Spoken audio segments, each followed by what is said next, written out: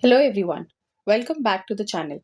In today's video, we'll learn about one of the most important literary forms of English literature, elegy. We'll understand its definition, origin, characteristics, and the three major types of elegy with examples. So, let's begin. An elegy is a lyric poem that expresses sorrow or mourning, usually for the death of a person. However, an elegy is not limited to death alone. It may also express grief over the loss of youth, love, happiness, or even the passing of time. Unlike an ordinary sad poem, an elegy often moves from grief toward reflection and finally to consolation. The word elegy comes from the Greek word elegia, meaning a lament or mournful song. Originally, Greek elegies were written in elegiac couplets, which consist of one dactylic hexameter followed by one dactylic pentameter. Interestingly, early Greek elegies were not always about death. They were also written on themes like love, war, politics, and personal reflection. Later, especially in English literature, the elegy became closely associated with mourning the death. Now, let's look at the main characteristics of an elegy. An elegy expresses deep grief or sorrow. It usually mourns the death of a person or another significant loss. The poem often reflects on life, death, and the human condition. It pays tribute to the qualities and achievements of the deceased. Traditionally, an elegy follows a journey from grief to reflection and finally to consolation or acceptance. Elegies are generally classified into three main types: pastoral elegy, personal elegy, and impersonal or meditative elegy. Let's understand each one in detail. Pastoral elegy. A pastoral elegy is a classic form of elegy that presents mourning within an idealized rural landscape. The deceased is often symbolically portrayed as a shepherd. Nature itself appears to share the poet's grief.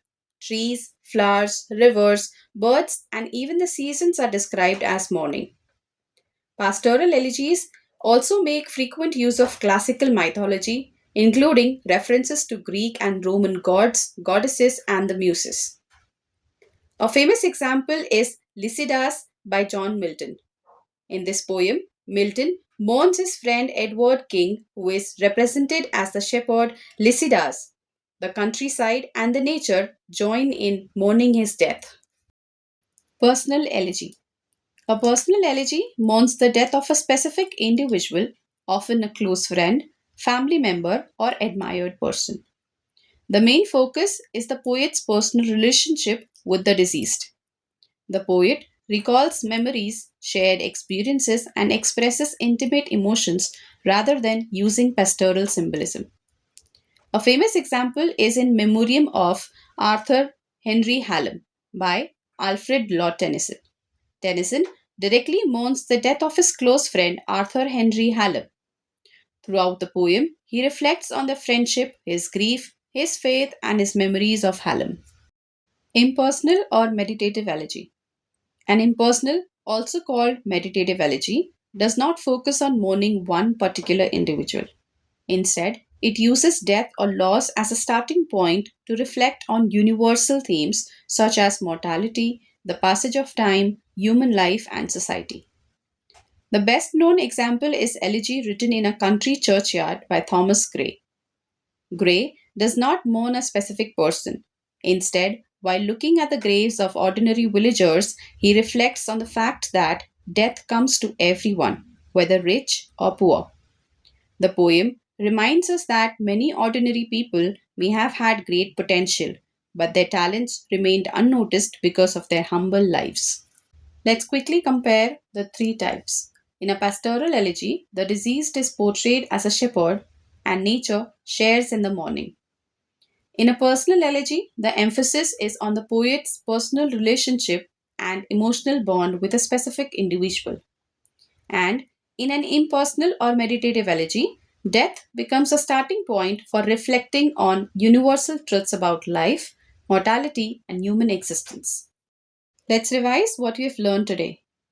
An elegy is a lyric poem expressing grief or mourning. It originated from the Greek word elegia.